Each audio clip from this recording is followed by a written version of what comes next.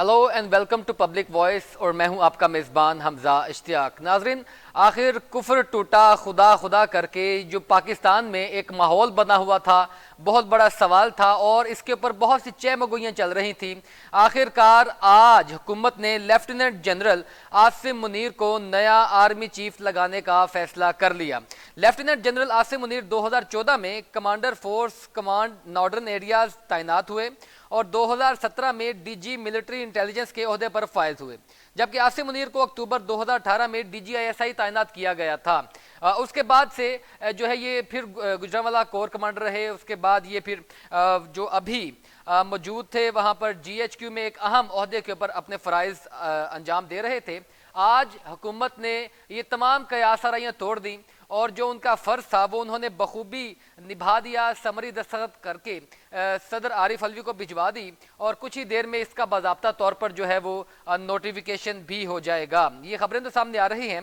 अब इस सब का क्या असर पड़ेगा पाकिस्तान की सियासत के ऊपर, और ये फ़ौज ने ये जो सीनियरिटी की बुनियाद के ऊपर ये जो अहम ओहदे उनके ऊपर तैनात किए हैं, इन सब के क्या असरात होंगे पाकिस्तान की सियासत के ऊपर। जो कमर जावेद बाजवा साहब थे उनकी तकरीर भी हमने कल सुनी, उसमें भी बहुत सी बातें जो उन्होंने कहीं कि फौज ए पोलिटिकल है, सियासत नहीं करती, ना सियासत में कोई अब रोल प्ले करेगी फरवरी 2021 के बाद से, और बहुत सी मजीद उन्होंने बातें चश्मकुशा हकायक भी सामने लेकर आए।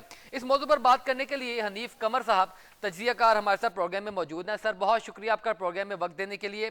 सर, सबसे पहले तो मुझे ये बताइएगा कि ये जो इस वक्त समरी साइन करके प्राइम मिनिस्टर की जानिब से प्रेसिडेंट को भेज दी गई है, तो प्रेसिडेंट इसमें कुछ डिले करेंगे, कुछ प्रोलॉन्ग करेंगे, कुछ है इस तरह की गुंजाइश, या बिल्कुल मनो अन तस्लीम कर दी जाएंगी चीजें सारी? मेरा ख्याल है कानूनी तौर पे तो शायद अगर वो करना चाहें तो कुछ 15 दिन के लिए वो होल्ड कर सकते हैं। हम्म। ये उनके पास कानूनी इख्तियार है हम्म। और उसके ये वापस भी नजरसानी के लिए भेज सकते हैं। लेकिन जो ग्राउंड रियलिटी है उसके मुताबिक मेरा नहीं ख्याल कि वो ऐसा करेंगे। हम्म। और वैसे भी एक जो इज्तिमाई वॉइस है वो भी ये है कि उनको ये करना नहीं चाहिए।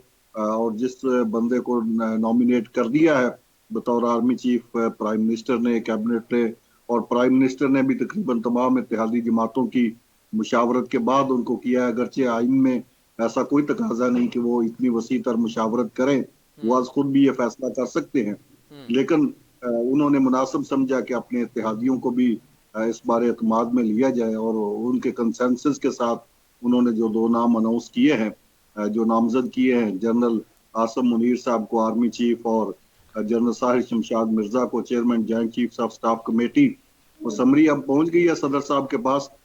तो मेरा नहीं ख्याल कि ग्राउंड रियलिटी को देखते हुए सदर आरिफ अलवी को इतनी जो है अपना वो गैर सियासी होने का अपना सबूत देंगे, या इतना वो मेरा नहीं ख्याल कि इस मामले को किसी उलझाव में डालने की कोशिश यकीनी करेंगे। तौर पर ये उलझा कर और मामले को लटका कर भी इनको कोई पॉलिटिकल गेन तो नहीं होगा और इस सब का नुकसान ही पहुंचेगा, क्योंकि मेरे ख्याल में शायद पाकिस्तान तहरीक इंसाफ भी अब किसी किस्म का तसादुम या टकराव नहीं चाहती। अब मामलात तहरीक इंसाफ के चाहने या ना चाहने से नहीं होंगे। हम्म। अब क्योंकि वही होता है जो मंजूर खुदा होता है, और हमारे यहाँ तो यही कहा जाता है ना कि वही करना है जो शेर ने करना है। तो शेर डेफिनेटली। जो है वो हुकूमत होती है वक्त की, हम्म। जो भी हुकूमत हो। जाहिर सी तो ये बात है सर, चूंकि कॉन्स्टिट्यूशन उनको ये एम्पावर कर रहा है चीजें करने के, तो इसमें तो। कॉन्स्टिट्यूशन उनको एम्पावर कर रहा है, ये कॉन्स्टिट्यूशन ने उनको राइट दिया हुआ है। हम्म। जो भी प्राइम मिनिस्टर हो, इससे पहले आप देखें इमरान खान साहब ने जनरल कमर जावेद बाजवा की एक्सटेंशन दी, उन्होंने दे दी। उनके हम्म। पास इख्तियार था कानूनी और आईनी तौर पे, हम्म। उन्होंने दे दी। अब जो मौजूदा प्राइम मिनिस्टर है उनके पास ये इख्तियार है कि वो जिस चाहे सीनियर जनरल को वो आर्मी चीफ लगा दें। और उन्होंने जो लिस्ट है उसमें से जो टॉप के लोग थे, दो उन लोगों को उन्होंने नामजद कर दिया। तो इसलिए अब तहरीक इंसाफ इससे कोई सियासी फायदा कशीद करना भी चाहे तो नहीं कर सकती। तो हाँ, अलबत्ता कोई रोडे अटकाएगी तो उसका उसको सियासी तौर पे भी नुकसान होगा, वैसे भी नुकसान तो ये होगा। जो तो 26 मेरा ख्याल है नवंबर को इमरान जो है, खान साहब इस्लामाबाद पहुंच रहे हैं और वहां पर वो कहते हैं कि बड़े ऐलानात मुतवक्को होंगे और लॉन्ग मार्च, ये हकीकी आज़ादी मार्च, तो ये खान साहब की तमाम तर चीज़ें, और कल जो कमर जावेद बाजवा साहब का एक बयान था कि ये साइफर वाला मामला, बैरूनी साजिश वाला मामला, तो ये तमाम तर चीजें खान साहब को डैमेज करती हुई नजर आ रही हैं। इन सारी चीजों को मद्देनजर रखते हुए खान साहब अब ये जो मुतालबा लेकर चल रहे हैं अर्ली इलेक्शंस का, ये मंजूर होता हुआ नजर आ रहा है आपको? देखिए, अब तक तो गवर्नमेंट से निकलने के बाद उन्होंने जितने भी मुतालबात किए या जितने भी थ्योरीज बनाई, जितने भी उन्होंने बयानिए बनाए, वो सब वो अपने तौर पे उसकी प्रमोशन करते रहे, उसकी एडवोकेसी करते रहे, उसकी पूरा प्रोपेगेंडा उसका करते रहे, लेकिन उसको वो किसी ने तस्लीम नहीं किया। चाहे वो बैरूनी मुदाखलत का बयानिया था, वो भी एक हद तक उन्होंने बेचा और उसके बाद खुद भी उससे यू टर्न लिया, और बाकी लोग भी कोई भी उनके इस बयानिए के साथ मुत्तफिक नहीं हो सका। उसके बाद उन्होंने कहा था कि ये आर्मी चीफ जो है ये इनको नहीं लगाने देंगे, इनकी मर्जी का आर्मी चीफ नहीं लगेगा तो हमारी मर्जी का लगेगा। तो इस मामले में भी वो उनको बैकफुट पे जाना पड़ा। आर्मी चीफ उसी की मर्जी का लगेगा जो प्राइम सर, ये मिनिस्टर होगा। खान साहब ने इतने टफ स्टैंड के बाद, इतने टफ स्टैंड के बाद आखिर किन चीजों के ऊपर कंप्रोमाइज किया है? कुछ कार्ड्स तो खान साहब के पास भी होंगे ना? मेरा ख्याल कंप्रोमाइज उन्होंने बिल्कुल नहीं किया। हालात ने उनको कोई स्पेस नहीं दी। उनका असल में स्टांस जो था वो इस कदर गैर आईनी था और गैर माकूल किस्म का मौकफ था उनका कि उसको आईनी सपोर्ट नहीं मिल रही थी कहीं से भी। अब देखिए, अदम एतमाद के नतीजे में उनकी हुकूमत फारिग हुई। सारी दुनिया ने देखा कि उनके जो इत्तेहादी थे वो उनका साथ छोड़ गए और दूसरी पार्टियों के साथ मिल गए। तो अब इसमें कोई बंदा कहता रहे कि ये अमेरिका ने करवाया है, ये फलां ने करवाया है, तो जो सामने स्क्रीन पे नजर आ रहा है पूरी दुनिया उसको देख रही है सर, कि अगर अमेरिका ने स्क्रीन पर तो करवाया बहुत सी है। चीजें नजर आती हैं, लेकिन पस पर्दा अभी बहुत से मुहर्रकात होते हैं जो काम कर रहे होते हैं। आपकी बात बजा है कि खान साहब के पास शायद अब वो स्पेस नहीं बची थी कि वो अपनी चीजों को उस तरीके से काउंटर कर पाते। इन सारे लॉन्ग मार्च में भी उन्होंने देख लिया, लेकिन पब्लिक का मोमेंटम तो इमरान खान के साथ है ना, तो यकीनी तौर पर नए जो आर्मी चीफ आ रहे हैं वो इन चीजों को मद्देनजर रखेंगे। आपको क्या लगता है कि वो खान साहब के साथ कोई मामला जिस तरह चलाएंगे कि जो नए इंतखाबात की बात है, अर्ली इलेक्शंस की बातें हैं, वो इस तरह कुछ टेबल पे चीजें आएंगी? ये बात आपकी दुरुस्त है कि इमरान खान साहब ने जहां मुख्तलिफ बयानियों को उनको वो उनके असल मकासद हासिल नहीं कर पाए, और असल मकासद ये थे कि वो आर्मी को कह रहे थे कि वो न्यूट्रल ना हो, उनका साथ दे और वह फौरी इलेक्शन करवाए जाएं, और ये सारी जो बातें उनकी अगरचे नहीं मानी गई लेकिन इससे एक मोमेंटम वो बिल्ड करने में कामयाब हो गए पब्लिक में। और बल्कि मैं तो इससे आगे बढ़कर कहूंगा कि वो पब्लिक में एक कल्ट क्रिएट करने में कामयाब हो गए।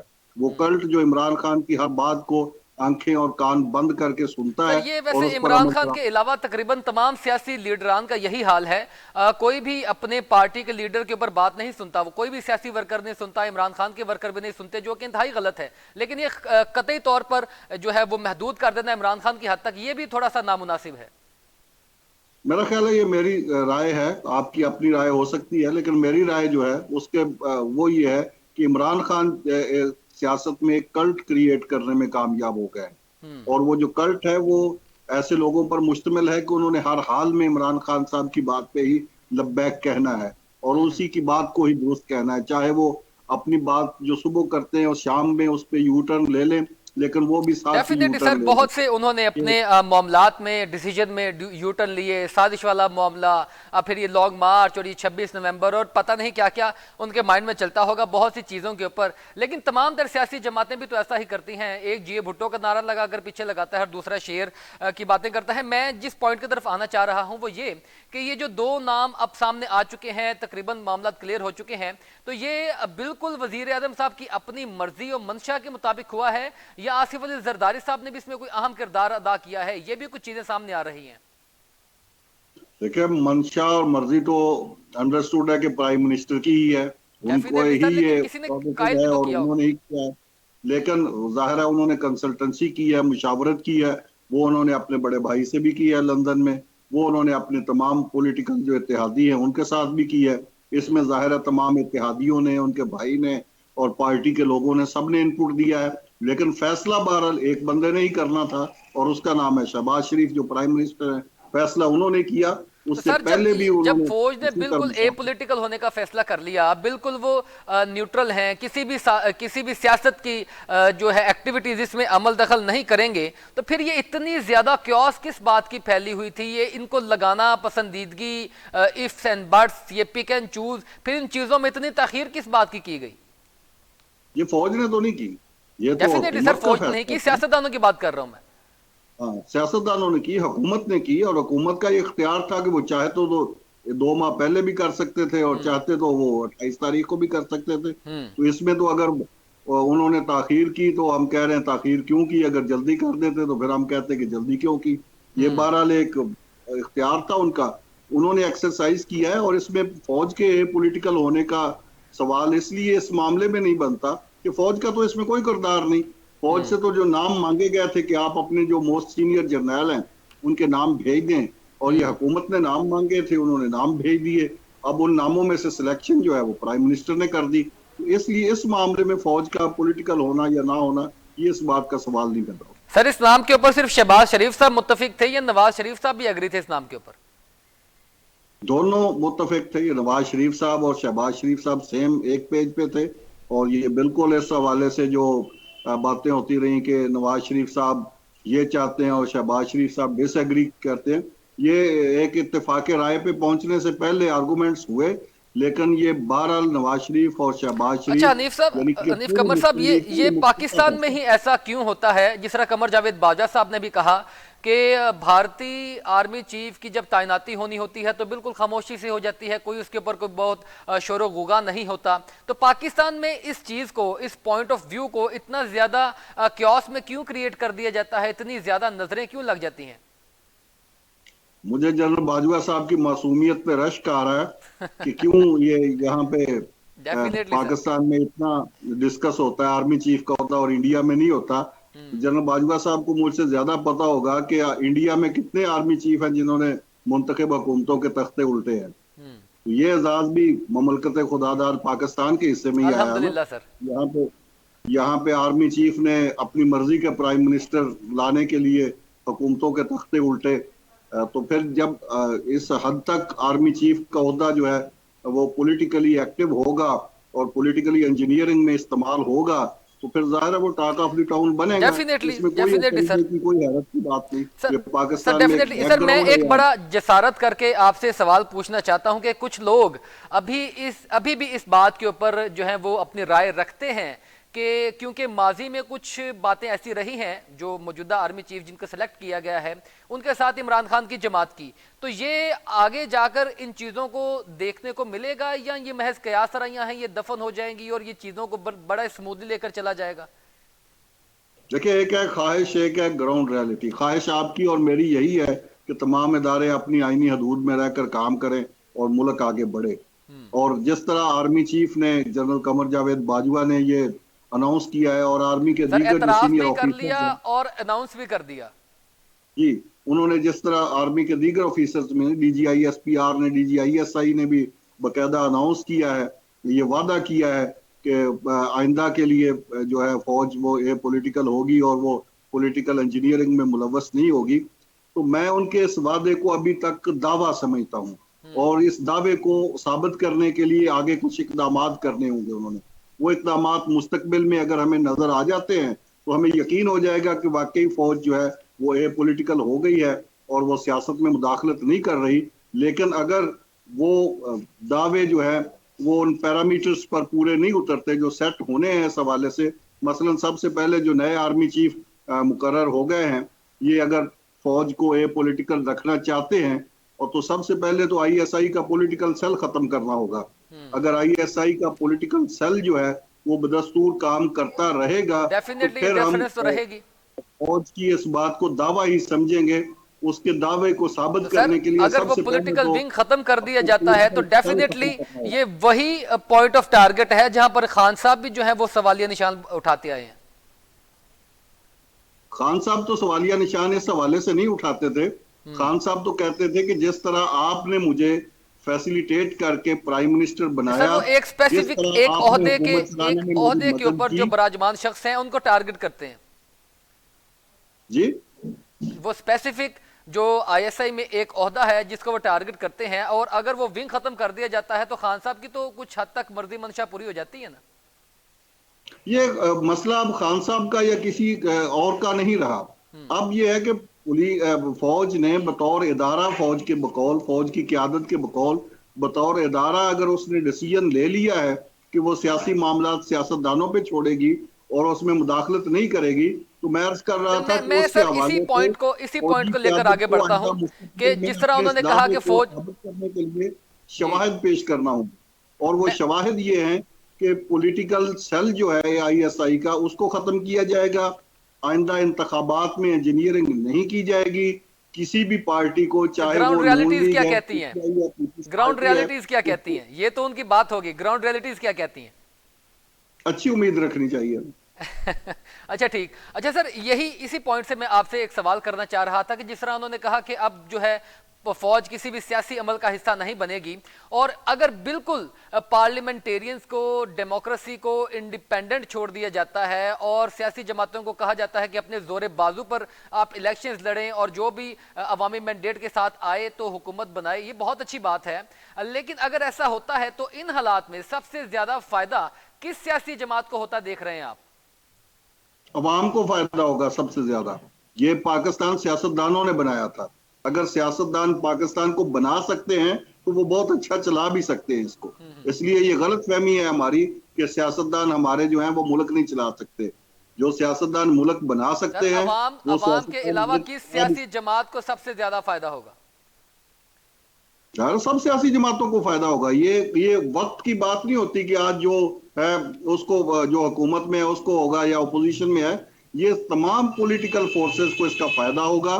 पॉलिटिकल फोर्सेस अपने पांव पे खड़े होंगी, उनको आजादी और खुद मुख्तारी के साथ अपनी पॉलिसीज बनाने सर और लेकिन एक इम्प्लीमेंट एक एक का एक मौका राब्ता मिलेगा। वो ग्राउंड रियलिटीज का भी होता है ना। तो ग्राउंड रियलिटीज में खान साहब जो हैं वो बिल्कुल यू टर्न्स लेते होंगे, बहुत सी उनके साथ नजरियात के साथ, उनकी सियासी एक्टिविटीज के साथ इख्तलाफात रखा जा सकता है, मगर जो इस वक्त जमहूरियत में जो सर गिने जाते हैं वो तो इमरान खान के साथ हैं। तो अगर फौज बिल्कुल आइंदा इंतखाबात में कोई मुदाखलत नहीं करती तो खान साहब को तो बड़ा इससे एज मिलता है। मैं बेसिकली ये जानना चाह रहा था कि एज मिलता है या नहीं मिलता, या किसी और सियासी जमात को मिलता है। जो भी सियासी जमात फौज के कंधों पे सियासत करती रही है या आइंदा भी करना चाहती है उसको नुकसान होगा, और जो डेफिनेटली। अपने जोर बाजू पे सियासत करना चाहती है उसको फायदा होगा। इसमें तो कोई दो राय है नहीं कि जाहिर है जो बैसाखियों पे आए सियासत में और बैसाखियों पे आके इक्तदार मिला, और जब उनसे इक्तदार छिना, बैसाखियां हटी, तो फिर वो उन्हीं को दोबारा बुला रहे हैं। तो इसका मतलब ये है कि वो उन पे डिपेंड कर रहे हैं। सर इसी तरह अगर कोई लेवल और प्लेइंग डिपेंड फील्ड करता है। बनती देख रहे हैं, जी, लेवल प्लेइंग फील्ड बनता देख रहे हैं। अगर नहीं बनेगी तो फिर वो जो मुदाखलत वाली बातें हैं और न्यूट्रल रहने वाली बातें हैं वो फिर दावा ही होंगी। अदरवाइज तो सियासतदानों का ये मुल्क है, सियासतदानों ने सियासत करनी है, उनको सियासत करनी चाहिए, उनको सियासत के मौके मिलने चाहिए। हाँ, अगर किसी ने कोई गलत काम किया है तो उसके लिए अदालतें मौजूद हैं, कानून मौजूद है, वो कानून के कटहरे में तो उसको खड़ा होना चाहिए। नवाज शरीफ की वापसी भी इसी लेवल प्लेइंग फील्ड के साथ जुड़ी है। आपको लगता है वो वापस आएंगे और ये इमरान खान के लिए, नवाज शरीफ के लिए, आसिफ अली जरदारी के लिए, सबके लिए जो है वो ग्राउंड बराबर होगी और वो इलेक्शन में अवामी मैंडेट ही फैसला करेगा। किसी भी सियासतदान को गैर फितरी, गैर सियासी तरीके से सियासी मैदान से आउट करना गलत है, ज्यादती है। ये पाकिस्तान की जमहूरियत के साथ संगीन किस्म का मजाक है, चाहे वो नवाज शरीफ हो, चाहे वो इमरान खान हो, चाहे वो कोई और सियासतदान हो। किसी भी सियासतदान को आप अपनी जाती पसंद और नापसंद की बुनियाद पर मैदान से आउट करेंगे तो इसके नुकसानात होंगे। तो बिल्कुल आप मैदान तमाम से आउट सियासतदानों, करना भी गलत है, लेकिन मैदान से भाग जाना भी गलत है। नवाज शरीफ के ऊपर तो ये बहुत बड़ा एक जो है ये सवालिया निशान है ना। क्या आपने नवाज शरीफ साहब से पूछा कि वो भागे हैं? सर देखें, ये चीजें तो नजर आती हैं। नजर कैसे आती है? उनको तो हुकूमत ने खुद परमिशन दी, वो इलाज के लिए गए सर हुए अब थे। उनकी हुकूमत है और वो बिल्कुल सेहतमंद है, तो पाकिस्तान वापस क्यों नहीं आ रहे? किन चीजों का इंतजार किया जा रहा है? तो मैं कह रहा हूं कि जो मुदाखलत माजी में होती रही उसी मुदाखलत के नतीजे में वो बाहर गए हैं। तो आपको सर नहीं पता कि अब तो मुदाखलत खत्म, अभी अब वापस नवाज आते शरीफ हुए साहब नजर आ पहले रहे हैं। एक वक्त था कि परवेज मुशर्रफ साहब ने पूरी की पूरी मुस्लिम लीग जो शरीफ फैमिली है सबको जिला वतन कर दिया था। सर वो तो तो बहुत उसके तल्ख बाद हकीकतें हैं, बहुत तल्ख माजी है, लेकिन वो पीछे रह गई ना। अब नवाज शरीफ साहब वापस आ रहे हैं या नहीं इस सूरत हाल के बाद, क्योंकि आर्मी चीफ भी उनके भाई का लगाया हुआ आ गया है, तो ये मामला तो बेटर हो रहे हैं। आज एक बहुत ही तारीखी दिन मैं कहूंगा, बहुत अहम दिन पाकिस्तान की, उस सियासत में भी, पाकिस्तान की पूरी तारीख में, मुल्क के खुदादात के, क्योंकि ये बहुत अहम मामला होता है पाकिस्तान के एक इंतहाई सुप्रीम इंस्टीट्यूशन में जो एक अहम तैनाती होनी होती है। ये पाकिस्तान के बहुत से मुस्तकबिल के साथ जो है इसकी चीज़ें क्लियर हो जाती हैं कि पाकिस्तान की डायरेक्शन क्या होगी। और हमेशा से फ़ौज जो एक बड़ा प्रोफेशनल इदारा रहा है, कौमी सलामती के ऊपर कभी कंप्रोमाइज़ नहीं किया और हमेशा पाकिस्तान को हर मुश्किल में यही इदारा सपोर्ट करता आया है। अब सियासतदानों की अपनी रसाकशी, खींचातानी, यकीनी तौर पर एक दूसरे के ऊपर ब्लेम गेम, वो तो सियासतदानों का काम है और वो करते हैं और करते आए हैं। लेकिन अब इन हालात में देखना यह है कि पाकिस्तान की एक बड़ी सियासी जमात सड़कों पर है, दूसरी बड़ी सियासी जमात हुकूमत में है, लेकिन उनके बड़े कायदीन जो हैं वो पाकिस्तान से बाहर हैं। तो इस सारी सूरत हाल में लेवल प्लेइंग फील्ड का क्या मुस्तकबिल नजर आ रहा है, बनता नजर आ रहा है या नहीं बनता नजर आ रहा। और इन हालात में इमरान खान साहब जो सड़कों पर हैं, उनके साथ अब ये मामला कैसे तय पाए जाएंगे? क्या वो अभी भी बज़िद रहेंगे, डटे रहेंगे? और इन हालात में हुकूमत का अगला लाहा अमल क्या होगा? इस मौजू पर बात कर रहे हैं हनीफ कमर साहब, सीनियर तज्जियाकार। सर बहुत शुक्रिया आपका दोबारा प्रोग्राम में वक्त देने के लिए। हनीफ कमर साहब, ये पहले तो मैं आपसे उसी सवाल से कंटिन्यू करूंगा जो ब्रेक से पहले मैं आपके पास छोड़कर गया, कि इन हालात में, क्योंकि अब तो वो मुदाखलत वो एतराफ़ कर चुके कि पहले थी अब नहीं है, तो नवाज शरीफ के लिए तो बड़ी ग्राउंड क्लियर है, क्योंकि वो आए और अपने वोटर्स को मोबिलाइज करें, वरना इस पेस का फायदा इमरान खान को हो रहा है। आप मुस्तकबिल करीब में नवाज शरीफ को वापस आता देख रहे हैं? अब मेरा ख्याल है हमजा साहब, ये जो तकर्रियां आज हुई हैं, नामजदगियां अभी तक हैं, तकर्री तो प्रेसिडेंट अप्रूव करेंगे तो तकर्री भी हो जाएगी। इसके बाद सियासत में जो भूचाल एक तरह से चला आ रहा था ना, उसके थमने की तवक्को की जा रही है। और मेरी जो इत्तलात है उसके मुताबिक तो ये जनरल आसम मुनीर साहब को जो बनाया गया है, तो ये इमरान खान साहब को भी पहले कन्वे कर दिया गया था और उन्होंने भी इस पर रजामंदी जाहिर कर दी थी। तो इसीलिए कोई रेजिस्टेंस नहीं आई जी, इसीलिए खान साहब की जानिब से कोई रेजिस्टेंस नहीं आई, क्योंकि ये नाम तो तकरीबन 2-3 दिन से गर्दिश में था। हाँ, 2-3 दिन पहले से ही उन्होंने कहा था कि चलें ठीक है, अगर आपने उसको करना है तो दूसरी बात जो है उनकी तरफ से थी, इमरान खान साहब की तरफ से, कि फिर जनरल साहिर शमशाद मिर्जा को जॉइंट चीफ ऑफ स्टाफ बना दें, चेयरमैन बना दें।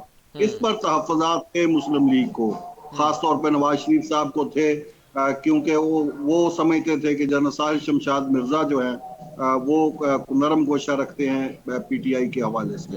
तो इस हवाले से वो चाहते थे कि उनकी जगह पे जनरल अजहर अब्बास को बनाएं या किसी और जर्नैल को बनाएं। लेकिन ये उनकी एक राय थी और उस राय से डिफर किया शहबाज शरीफ साहब ने भी, और उन्होंने उनको कायल किया अपने भाई को। और फिर आसिफ अली जरदारी साहब ने इस मामले में बड़ा अहम किरदार अदा किया।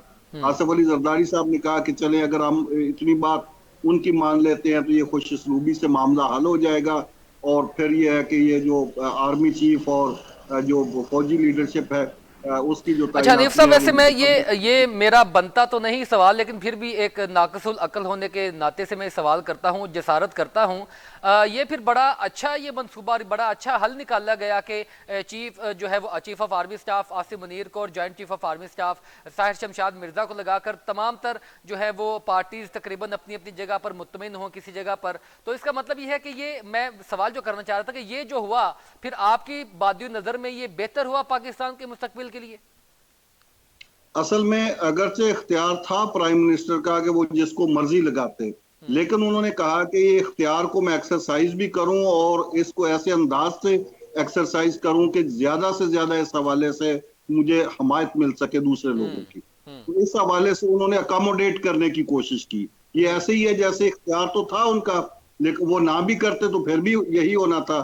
और दूसरी जो बात थी कि सीनियरिटी पे भी ये दोनों ही आते थे।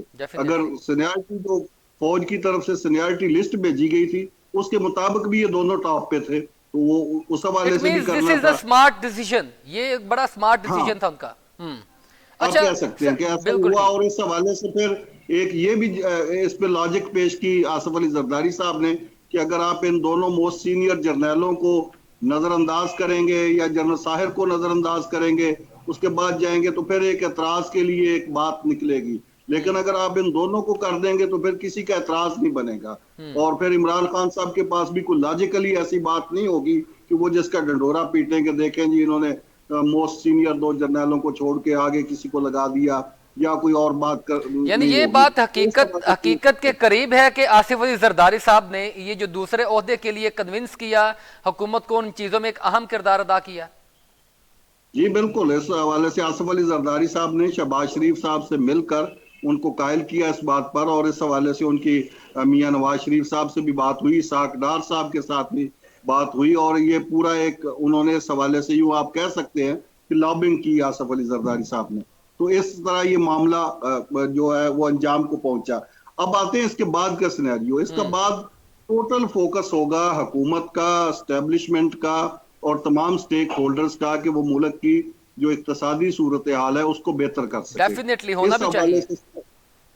इस हवाले से सारा फोकस हुकूमत का होगा, और ये जो बातें हो रही हैं कबल अज वक्त इलेक्शन या को पहले हो जाएगा, ये बिल्कुल टोटली अभी तक इस हवाले से ये इस एक किस्म का आप यूं कह ले कि ये 100% ये कंफर्म है कि इलेक्शन वक्त पे होंगे, उससे पहले नहीं होंगे। बिल्कुल, मैं सर इसी जानिब आ रहा था कि ये अब ये एक बड़ा फैसला हो गया।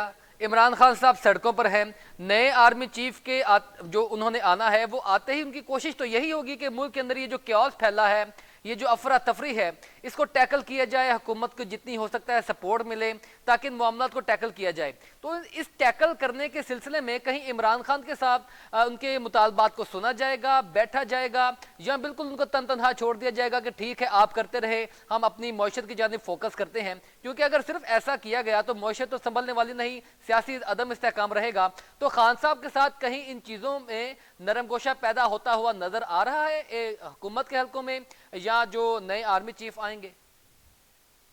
सरदस्त तो इस हवाले से कोई ब्रेक थ्रू नहीं है।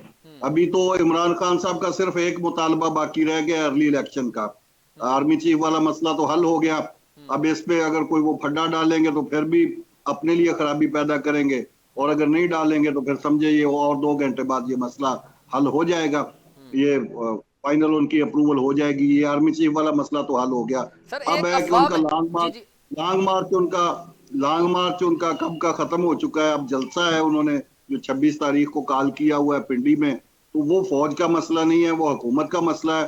हुकूमत अगर अमन अमान के हवाले से चाहेगी कि फौज कोई किरदार अदा करे, अगर अमन अमान की सूरत हाल बिगड़ती है तो उसको कंट्रोल करने के लिए फौज को वो तलब कर सकते हैं, अदरवाइज उसकी जरूरत नहीं पड़ेगी। अगर पुरअमन रहते हैं मुजाहिरीन तो वो जलसा करेंगे, सर अगर मामला बिगड़ते हैं वहां पर जाकर हुकूमत का इमरान खान के जो शुरका के साथ लॉन्ग मार्च के साथ कोई तसादम होता है, तो इन बिटवीन फौज कोई अपना जो है वो मिडल मैन का किरदार अदा करेगी, कोई मीडियम का किरदार अदा करेगी? मेरा ख्याल है ना ऐसा माहौल है, ना ऐसी जरूरत है, और ना ही खान साहब इस तरह करेंगे। वो जो मोमेंटम था उनके लॉन्ग मार्च का वो टूट चुका है। अब उन्हें नए सिरे से लोगों को इकट्ठे करके एक जलसा करना है, और वो कुछ इशारे भी दे चुके हैं कि वो आइंदा के लिए मजीद जलसों का ऐलान करेंगे। तो वो जलसे करते रहे अपनी, वो उन्होंने कहा कि ये हमारी इलेक्शन कैंपेन है, तो वो इलेक्शन कैंपेन चलाते रहे। 8-9 माह बाकी हैं इलेक्शन में, तो उस वक्त तक वो करते रहेंगे, जलसों का वो शेड्यूल दे देंगे। तो किन चीजों के ऊपर, क्योंकि आखिर इमरान खान ने भी वापस आना है, अपनी पब्लिक को भी जवाब देना है, तो फेस सेविंग किस तरीके से लेंगे? क्योंकि खान साहब का एक अर्ली इलेक्शंस का मुतालबा है, दूसरा इलेक्शन इस्लाहात का मामला था, एक इलेक्शन कमिश्नर का मामला था। तो आपको लगता है कि जल्द इंतखाबात वाली बात को छोड़कर बाकी चीजें कुछ उनके साथ को टेबल पर बैठ के सेटल की जाएंगी, और इमरान खान को भी थोड़ा सा जो है वो सेव पैसेज एक फेस सेविंग के तौर पर मिलेगा, और फिर वो मामला चलते रहेंगे? देखिए, सियासत में आपको उस वक्त कंसीडर किया जाता है जब आपकी कोई वेटेज हो, जब आपकी अहमियत हो। जितनी आपकी अहमियत होती है उतनी ही आपको कंसीडरेशन मिलती है सियासत में। ये कोई यहाँ पे कोई ऐसा अखलाकी असूल नहीं है कि आप अपना कोई ताल्लुकात निभाते हुए किसी को एक्स्ट्रा फेवर देंगे, ऐसा नहीं होता। इमरान खान साहब असेंबली से बाहर चले गए, ये उनकी सियासी गलती थी। उस सियासी गलती का खमियाजा इमरान खान साहब को ही भुगतना है। ये जो चीफ इलेक्शन कमिश्नर के मामले में, इलेक्शन इस्लाहात के मामले में, दीगर कानूनी और आईनी जो इस्लाहात है उनकी जो बात कर रहे हैं, ये बड़ी वैलिड बात है। लेकिन ये सारे के सारे मामला असेंबली के फ्लोर पे होने हैं, असेंबली पर होने थे, पार्लियामेंट सड़कों में। पर नहीं होने थे, और बिल्कुल ठीक आपकी बात। अनफॉर्चुनेटली इमरान खान साहब पार्लियामेंट से बाहर हैं, सड़कों पर ये मामला हल नहीं हो सकते। सड़कों पर इलेक्शन ठीक कैंपेन ठीक सर, चलाई आपका जा पॉइंट। सकती है, सर वो अगली चलाई तरफ जा। चलते हैं। कुछ कयास आराइयां, कुछ चय मगोइयां, कुछ अफवाहें ये भी आती हैं कि शायद अब कुछ टेक्नोक्रेट गवर्नमेंट के बारे में सोचा जाए, कुछ टाइम के लिए उनको लेकर आया जाए, ये जो इक्तसादी सिचुएशन को कंट्रोल करने के लिए, कुछ इस तरह की बातों में सदाकत है? अब पहले वसी कौमी हुकूमत की बात की जाती थी, तो इस जी। वक्त तो ऑलमोस्ट कौमी हुकूमत ही है मरकज में। तमाम तो सियासी जमातें सिवाय पीटीआई के हुकूमत में है, बल्कि पीटीआई का भी एक धड़ा पार्लियामेंट के अंदर मौजूद है, जो उनको मुनहरिफ अरकान जिनको कहा जाता है। पर वो तो उसको ऑन नहीं अब करते ना। बात यह है कि ये अहम तैनाती हो चुकी, बहुत से मामला सेटल हो चुके। यकीनी तौर पर अब हुकूमत का, नए आर्मी चीफ का यही मौकफ होगा, यही डायरेक्शन होगी कि पाकिस्तान को इकोनॉमिकल कंडीशंस में स्टेबल किया जाए। ये जो इंस्टेबिलिटी है इसको ख़त्म किया जाए। बहुत से लोगों के साथ वो राब्ते करेंगे। यकीनी तौर पर सियासी जमातों को भी इस चीज़ के ऊपर सोचना पड़ेगा, एक नए तरीके से सारी डायरेक्शन डिसाइड करना पड़ेगी, ताकि पाकिस्तान के अंदर से ये जो क्यास है ये ख़त्म हो और मामला बेहतर हो सके। हनीफ कमर साहब हमारे साथ मौजूद हैं। हनीफ साहब, मुझे अब ये बताइएगा कि किस सियासी जमात को आप सबसे ज्यादा पॉलिटिकली इस वक्त मजबूत देखते हैं, उसके स्ट्रक्चर को, उसके फ्यूचर को, उसके वोट बैंक को?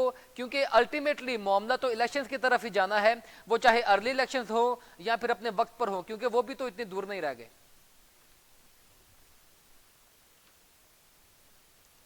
हैं जो उनके सामने है, इसमें आप किसी पार्टी को नहीं कह सकते कि वो चैलेंज फ्री है इस वक्त। इस वक्त जो हुकूमत में शामिल जमाते हैं उनको भी बड़े चैलेंजेस का सामना है, और सबसे बड़ा चैलेंज उनके सामने है पब्लिक की रिलीफ, खास तौर पर महंगाई के मामले में।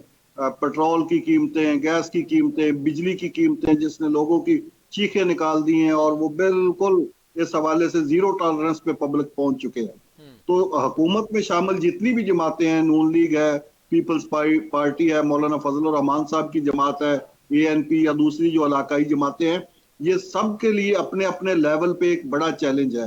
अगर इन्होंने आने वाले 7-8 माह में कोई बड़ी डिलीवरी ना की, तो इलेक्शन में पब्लिक इनको बिल्कुल उसी तरह का जवाब देगी जिसका ये डिजर्व करते हैं। जिस तरह बाई दूसरी इलेक्शंस साइड में पे हुआ इनके आते साथ, हैं जी। जिस तरह बाई इलेक्शंस में हुआ इनके साथ। हाँ बिल्कुल, आपने देखा कि बाई इलेक्शन में हुकूमत होने के बावजूद मुस्लिम लीग नून ऑलमोस्ट सारी सीटें जो है हार गई, और जो ऑपोजिशन है पीटीआई है वो जीत गई। अब अच्छा दूसरी हनीफ। साइड पे ये हुकूमत में शामिल जमातों के लिए चैलेंज था। अब तहरीक इंसाफ के लिए भी एक चैलेंज है। तहरीक इंसाफ ने हुकूमत से निकलने के बाद पॉपुलैरिटी गेन की है, और बहुत बड़ी पॉपुलैरिटी उसने गेन की है। हालांकि ये वही तहरीक इंसाफ थी जब इस हुकूमत में थी, और इसके आखिरी दिन थे हुकूमत बहुत में, बुरा तो ग्राफ था। लोग इसको इसी तरह बददुआएं दे रहे थे जिस तरह इस वक्त इस हुकूमत को दे रहे थे। डेफिनेटली। सेम इसी तरह की पोजीशन थी, बल्कि इससे भी ज्यादा खराब थी तहरीक इंसाफ की पोजीशन। खुद तहरीक इंसाफ के अरकान असेंबली जो है वो हमसे मिलते थे और कहते थे कि हम कैसे मुंह दिखाएंगे अपने हल्के बहुत के सी लोगों को, नाराजगियां थी और हमें ये अदम समझ नहीं आ एतमाद भी रही उसी कि का हम नतीजा थी ना। जी, आज़म एतमाद भी उसी माहौल में आई। अब जब वो हुकूमत से निकले तो उन्होंने एक बयानिया क्रिएट किया, वो सच्चा था झूठा था, उसके क्या चीजें हैं वो एक तरफ और वो रखते हुए बातें अब वो पीछे पीछे बयानिया रह गई। पब्लिक में पॉपुलर हुआ। पब्लिक में पॉपुलर हुआ, और उस पॉपुलैरिटी के मुजाहरे हमने देखे मुख्तलिफ इमरान खान साहब के जलसों में, उनके ये लॉन्ग तो मार्च सर में और मौजूदा रैलियों में। चैलेंज क्या होगा? अब इनके लिए ये चैलेंज है कि वो कैसे इंटैक्ट रख पाएंगे आने वाले इलेक्शन तक अपनी अपनी इस पब्लिक को। पॉपुलैरिटी को, पब्लिक को। ये जो डेफिनेटली। उनके साथ लोग हैं, ये उनको ऐसे फैसले करने होंगे कि वो अपने हामियों को, अपने वोटर सपोर्टर को मुतमिन रख सके, और उनको ये साबित कर सके कि वो अपने मौकफ पे भी रहे हैं। उन्होंने यू टर्न भी नहीं लिए, उन्होंने जो कुछ किया है उसका फायदा होगा उन्होंने, और उन्होंने हक और सच बकौल उनके जो उन्होंने तय किया हुआ है उसी डेफिनेटली पर सर, ये अमल अभी पैरा यकीनी तौर पर इमरान खान के लिए कदरे मुश्किल होगा, क्योंकि वो आखिरी अपना जी तुर का बिल्कुल पत्ता मुश्किल होगा, लॉन्ग मार्च भी खेल बिल्कुल चुके, पब्लिक को बिल्कुल इंगेज मुश्किल रखने के लिए होगा, जो जो लेकिन इसमें टैक्टिक्स हो सकते थे वो उन्होंने किए। अब उनके पास मजीद क्या रहेगा पब्लिक को अपनी तरफ चाम बनाकर रखने के लिए? वाकई एक मुश्किल टास्क होगा। उनको सबसे ज्यादा जो फायदा होगा वो मौजूदा हुकूमत की नाकामियों से होगा। उसी चीज को मौजूदा कैश हुकूमत करवाएंगे। जितनी नाकाम होगी उसका उनको फायदा होगा, और उसी को वो हाईलाइट करते रहेंगे। उनकी सियासत का एक स्टाइल है कि वो सियासत में ये खास ब्लेम तौर गेम के पर जरिए फायदा उठाएंगे, वो प्राइम मिनिस्टर भी बने तो उस वक्त भी वो ब्लेम गेम बजाय में इसके रहेंगे। कि वो बताते अच्छा कि अनीफ मैं साहब, क्या कर क्योंकि रहा हूँ, मुख्तसिर वो यही मुख्तसिर वक्त है कहते रहे सर, कि दूसरे क्या कर। सर मुख्तसिर वक्त है, मैं आपसे जाते हुए ये सवाल करूंगा कि अब जो कि ये एक बड़ा मामला तय हो गया, ये चीज़ें अब क्लियर हो जाएंगी। इमरान खान साहब भी जो है वो कुछ सॉफ्ट इमेज बनाने की कोशिश कर रहे हैं, लगता है कि मामला सॉर्ट आउट हो जाएंगे, बहुत अच्छी बात है। अल्टीमेटली पाकिस्तान की इकोनॉमिकल कंडीशंस को बेहतर करना है, तो आर्मी चीफ के नई नई तैनाती के बाद मौजूदा हुकूमत एक बड़े फैसले करने की पोजीशन में आ चुकी है। और दूसरा ये कि मोहम्मद बिन सलमान ने हाल ही में हमारे यहाँ पर जो दौरा करना था उसको पोस्टपोन किया। सऊदी अरेबिया की जानिब से हमें बड़ी तवक्कुआत थी, चाइना की जानिब से बहुत तवक्कुआत है कि उनकी तरफ से हमें रिलीफ मिलेगा तो हम IMF की जो किस्तें हैं वो अदा करेंगे और मजीद जो है वो इकोनॉमिकल कंडीशंस अपनी बेहतर कर सकेंगे। अब इन हालात में इंटरनेशनली तौर पर पाकिस्तान को कुछ स्टेबल समझा जाएगा या नहीं? मेरा ख्याल है कि मैं उन लोगों में से हूं जो इस बात पे फर्म बिलीव रखते हैं कि पाकिस्तान के इक्तसादी समेत तमाम मसाइल की जो जड़ है वो पॉलिटिकल इंस्टेबिलिटी है, सियासी अदम इस्तेहकाम है। डेफिनेटली। सियासी अदम इस्तेहकाम की वजह से ही सारे मसाइल क्रिएट होते हैं। और सियासी अदम इस्तेहकाम में ये जो मौजूदा सिनेरियो चल रहा था इसका एक बड़ा रोल था। अब अगर पॉलिटिकल इस्तेहकाम आ जाता है, ये फौजी लीडरशिप की तकर्रियां हो जाती हैं और हुकूमत को अपने मामलात पे फोकस करने का मौका मिल जाता है, तो दुनिया भी ये चीजें देख रही होगी। दुनिया भी फिर एतमाद करेगी, मुल्क का और बैरून मुल्क का दोनों का इन्वेस्टर इस पे एतमाद करेगा। अब लोग पाकिस्तान में गुज़श्ता 2-3 माह की जो बेयकीनी की सूरत हाल थी उसको देखकर कौन बेवकूफ है जो यहाँ पे सरमायाकारी करेगा। खुद पाकिस्तानी सरमायाकारी नहीं कर रहे थे तो बैरून मुल्क से कौन करता। तो अब यानी कि जब वो ये वो यकीन हो कुछ जाएगा, पोजीशन, कुछ इलेक्शन सूरत वक्त पे हाल हो गए। बेहतर होगी।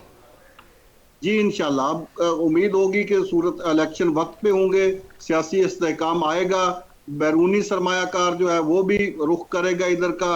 जो बैरूनी आपके दोस्त ममालिक हैं वो भी आपके लिए वो कोई सॉफ्ट कॉर्नर मजीद यकीनी क्रिएट तौर पर करेंगे। सर पाकिस्तान और की सियासी पाकिस्तान जमातों के ने भी अंदर इधर उधर छलांगे और लगाकर देख लिया कि अब जो होगा वो आईनी तरीके से पाकिस्तान ही के होगा। अंदर मौजूद बड़े बड़े इन्वेस्टर जो हैं वो भी अपनी सरमायाकारी करेंगे जिससे बिल्कुल मामला ठीक। बेहतर हनीफ होंगे। कमर साहब, सर आपका पॉइंट आ गया, बहुत शुक्रिया आपका प्रोग्राम में वक्त देने के लिए।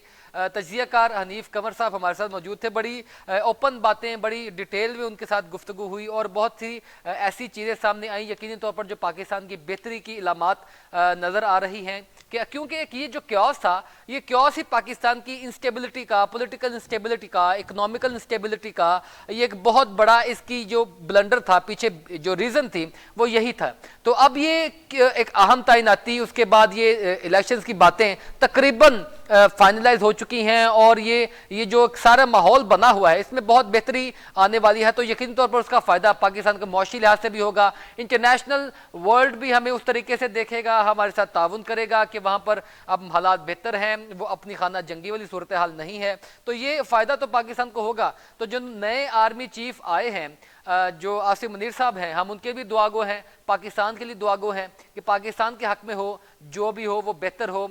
और जो हमारी सियासी जमातें हैं इनको भी अल्टीमेटली देखना होगा कि हमारी कुछ रेड लाइंस हैं, हमारी कुछ बाउंड्रीज हैं जो कौमी सलामती की हैं, उनको डिस्टर्ब नहीं करना। बाकी ब्लेम गेम, रस्साकशी, खींचा तानी ये तो सियासत का हिस्सा है और सियासतदान ये नहीं करेंगे तो क्या करेंगे, और इसी के जरिए वो लहू गर्म रखेंगे पब्लिक का और अपने वोटर्स को भी इंगेज करेंगे। अब दूसरा बड़ा सवाल इस सारे मैच के बाद सियासत पर आता है कि अब सियासतदान क्या करेंगे, इमरान खान साहब की अगली हिकमत अमली क्या होगी, पाकिस्तान मुस्लिम लीग नून क्या करने जाएगी, पाकिस्तान पीपल्स पार्टी को किस हद तक गिव एंड टेक का फायदा हुआ है, पीडीएम की ये इत्तेहादी हुकूमत के साथ जुड़कर या नहीं, नवाज शरीफ साहब वापस आएंगे या नहीं, लेवल प्लेइंग फील्ड तैयार होगी या नहीं। सवालात तो अभी भी बहुत हैं, लेकिन ये वो सवालात हैं जिससे कुछ अब मामला डेडलॉक से बढ़कर आगे की जानिब फॉरवर्ड करेंगे। नाजरीन, आज के प्रोग्राम से इतना ही। अपने मेजबान हमजा इश्तियाक को इजाजत दीजिए। अल्लाह पाक हम सबका हामी नासर हो। अल्लाह हाफ़िज़।